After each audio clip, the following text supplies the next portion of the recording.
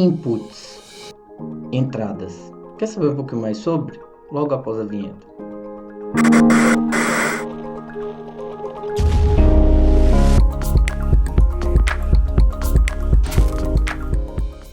Olá, sou o professor Wendel, professor de tecnologias aqui da Nave Make Educação, e hoje nós estaremos falando sobre as entradas ou os inputs. Nas últimas aulas, o que nós vimos? Nós conhecemos a ideia do Python, falamos sobre variáveis, os 4 tipos de variáveis, falamos sobre os tipos de input, que são os prints, e hoje nós falaremos sobre as entradas. Aqui dentro das entradas, vou criar um menu de texto e irei iniciar com os numéricos e depois irei para a string e booleano. Criar um exemplo de calculadora. Dentro desse exemplo, irei fazer o seguinte, criar uma variável chamada valor 1 e esse valor 1 vai receber um número inteiro, por isso que é uma calculadora para números inteiros, adicionar logo aqui inteiro. Dentro desse valor de inteiro eu vou colocar um input. Input com N mesmo, viu? Não é com M. Input e eu quero colocar a mensagem que vai aparecer para o usuário. Por exemplo, digite um valor. Quando for executado, ele vai me mostrar uma caixinha. Digite um valor que for o texto que eu coloquei para o usuário. E o usuário vai poder digitar um número. Por exemplo, número 2. Ok, ele executou. Se eu colocar, por exemplo, um texto aqui, ele já vai dar erro. Se eu colocar um valor booleano, ele vai dar um erro. Por quê? Porque eu estou trabalhando com o número inteiro. E se eu colocar um número fracionário, por exemplo, um 2.5, ele também vai dar erro. Aqui nós estamos trabalhando com os valores inteiros, então continuando. Essa aqui é a nossa calculadora dos inteiros. Criar mais um segundo valor, um valor 2.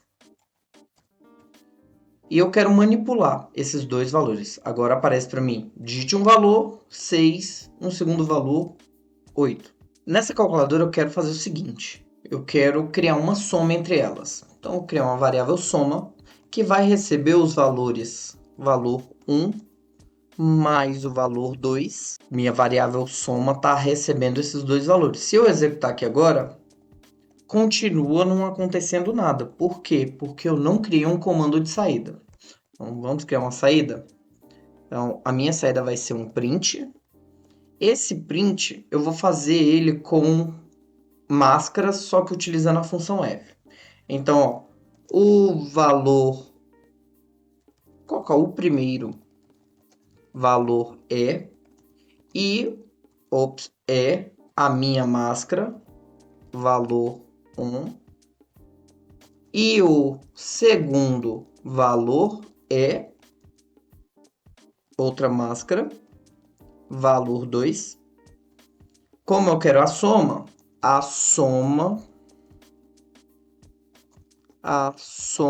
entre a soma é soma.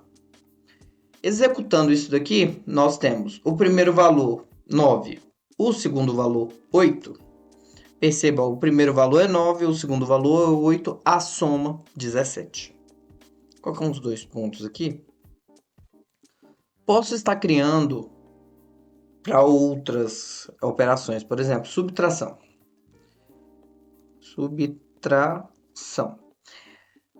Perceba que aqui, ó, não foi nem o cedilha, nem o tio do A aqui. Então, criando aqui valor 1 menos valor 2. Preciso criar o print para subtração. Então, o primeiro valor é 1, o segundo valor é 2. A soma, agora aqui é subtração, né? Subtração, aqui também tem que ser subtração. Agora perceba só, aqui como é texto, eu posso colocar com a acentuação correta. Aqui como é uma variável, não posso colocar. Então, valor 8 e 4, por exemplo. Ó, o primeiro valor é 8, O segundo valor é 4. A subtração 8 menos 4, 4. Criar mais outra variável aqui. Multiplicação recebe o valor 1 multiplicado pelo valor 2. Olha o símbolo de multiplicação que eu estou utilizando, uma estrelinha. Criar aqui um print para ele. Um print para multiplicação. E aqui, multiplicação, sem acentuação. Agora nós temos a divisão. Dentro da divisão, eu quero o valor 1. Para a divisão, nós utilizamos a barra, valor 2. E copiar esse código aqui, nós teremos a divisão. E aqui, divisão. Agora, nós temos duas formas de fazer a potência. Potência. Eu vou colocar assim, ó, potência 1.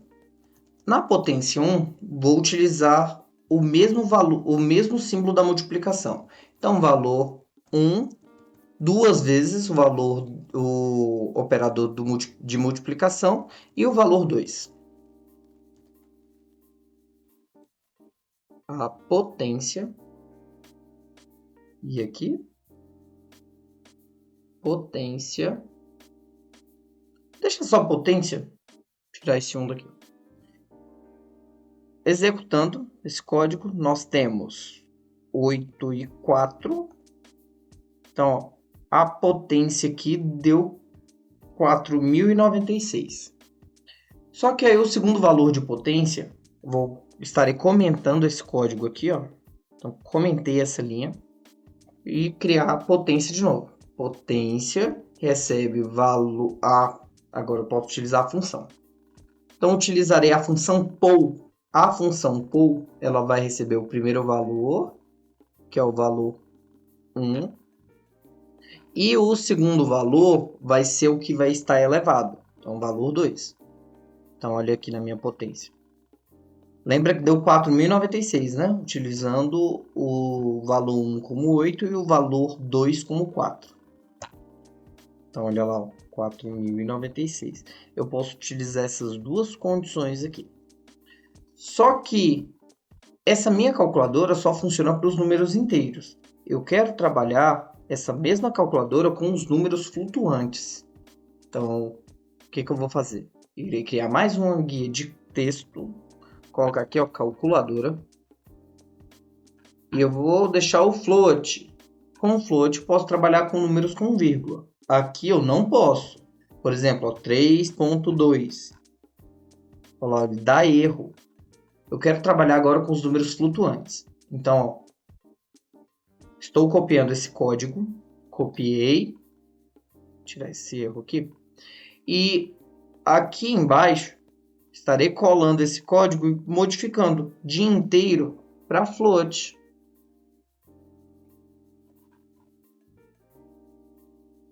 Aí, ó, executando, utilizar os meus valores 8 e 4. Olha aqui, ó, ele dá o mesmo valor e perceba só o seguinte. Ele converte o valor de 8 para 8.0. É a mesma coisa no final das contas. Só que eu também consigo trabalhar tanto números inteiros quanto números flutuantes dentro dessa calculadora. Então, executando os valores de 3.2 e 4.5. 4.5. Executar esses dois valores, nós temos aqui, ó, uma calculadora que agora multiplica valores com números fracionários. Isso aqui é bacana. Sabe o que é bacana também? O seu like. Já comentou nessa aula de hoje? Você tem que falar, ó, professor, gostei muito da aula. Professor, não gostei da aula por isso, por isso, por isso. Porque assim, nos próximos vídeos, eu vou saber aonde é que mais complica na hora da explicação e eu posso melhorar essa explicação, posso trazer novos exemplos, mas para isso eu preciso do seu feedback. Continuando aqui, estarei criando mais uma guia de texto essa minha guia de texto agora para textos. Input com texto. Esse meu input com texto, ele é muito utilizado em formulários. Exemplo, você foi lá criar na rede social, criou o seu cadastrozinho, só que a primeira informação que ele pede é o seu nome. Seu nome, o seu sobrenome, o seu e-mail. E basicamente é isso que nós fazemos quando estamos trabalhando com input com texto. Exemplo, você foi lá no Instagram e o Instagram perguntou o seguinte, perguntou o seu nome, então o nome recebe uma string, uma str, com um input, e ele pergunta o seguinte, qual é o seu nome? E qual é o seu nome? Quando eu executar, aparece aqui o nome, e ele não vai falar nada, não vai fazer nada, porque eu também não criei nada. Mas eu posso pedir para ele executar, né? Print. Agora eu vou trabalhar com a função do print utilizando o ponto .format. Então, ó, o nome é, coloquei a máscara e coloco aqui, ó, no final, ponto .format e a minha variável que vai estar ali dentro, que é nome. Executando. Então, ó, o nome é Wendel. Então, ó, o nome é Wendel. Então, salvei a minha informação de acordo com o que o usuário pediu para executar. Então, ó, o usuário pediu para executar aqui nave maker. Ops, qual que foi o nome? Nave maker. Então, ó, o nome é nave maker. Então, o usuário está fazendo parte agora do programa. Por isso que o input é tão importante. Porque o usuário vai definir qual que é o dado de entrada. Lá no Instagram ele pede nome, o sobrenome. O sobrenome recebe uma string que recebe um input que pergunta qual é o sobrenome. Ok, criou aqui bonitinho. Posso colocar aqui o nome é.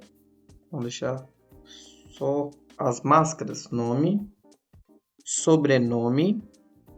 Dá só um espaço aqui. Nome, vírgula, sobrenome. Executando isso. Ops, ó, errou aqui, ó. Tem que parar esse código e ele vai dar um erro. Executar de novo. Então, o nome é Wendel e o sobrenome é Cruzeiro. Então, lá, o nome é Wendel Cruzeiro. Ele está salvando essas informações. Falta o e-mail, né? Então, e-mail. O e-mail recebe uma string também, str, um input. Aqui dentro, qual é o e-mail? E aqui eu já posso colocar o e-mail. Vou colocar assim, ó, vírgula e o e-mail. Executando, nós temos nave, o nome é nave, maker, e aqui no e-mail, navemakereducação@gmail.com. Então, percebe, ó, nome, o sobrenome e o e-mail. Esse aqui é o e-mail, caso vocês tenham alguma dúvida também. Nossa última linha aqui, uma guia de texto, e iremos colocar o input, um input com booleanos. Os booleanos só aceitam verdadeiros ou falsos. E aqui você vai entender como isso pode nos ajudar dentro de uma página, por exemplo, de cadastro.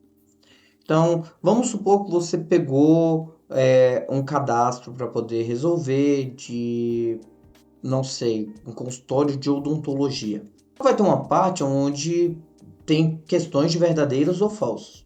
Por exemplo, você ficou doente na última semana? Tem que falar sim ou não. Vamos montar algo assim? Então, vou criar uma variável, por exemplo, doença. Doença recebe booleano, que recebe um input e recebe a frase que nós precisamos. Você ficou doente na última